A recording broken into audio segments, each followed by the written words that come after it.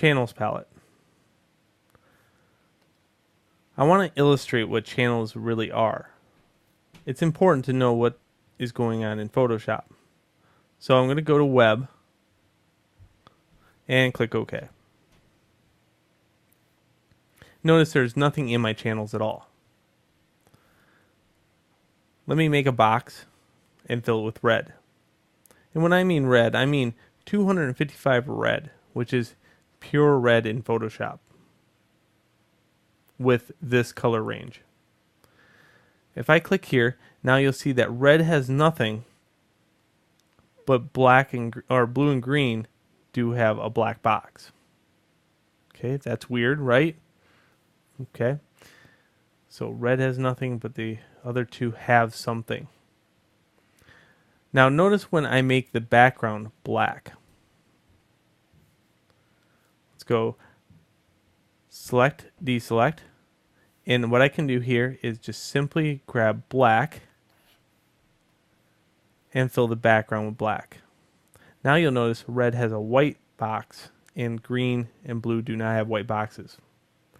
The secret here is actually white means on, black means off. And any variation between black and white, shades of gray, equal a different shade of red. Okay, so let's take this for example. If I went red and I went to 1/2 of red, which is 128, okay?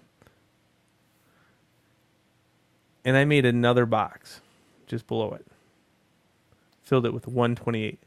Notice here I have a white box and a gray box. The gray indicates the color has been lessened and tinted down to 128.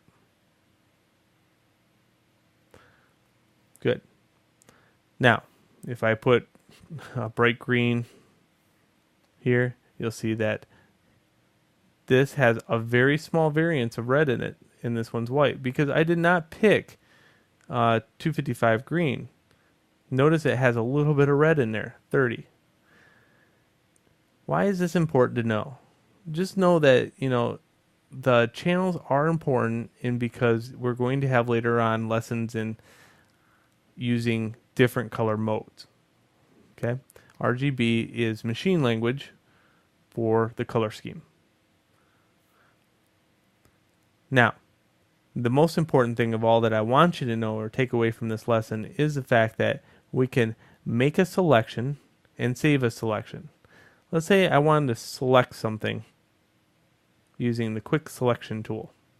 I'm going to select the red, hold shift, select the green. I want to save this selection for later. I can go select and I can go save selection. And I can click OK. This makes another channel. This one's all Alpha 1. We use Alpha 1 a lot in 3D stuff or texturization on 3D models, but really it is pretty popular and pretty easy to use for all their applications also. Let's say I was on my layer, deselect it, and I wanted to select the two so it protects them. Well, I can just click Alpha 1 and drag it down. Now it's selected. Another way to do that is select, deselect, and go Command over the top of it, and that'll select it too. So this is a way to save your selections for later use. Now, no matter what I do, I can only affect the stuff that's inside the boxes. And if I need to reverse that, I can go select inverse, and now I do everything outside the boxes. Okay, so that is how you save a selection as an alpha. But I had to explain what the other channels were before I did that for later use. So enjoy.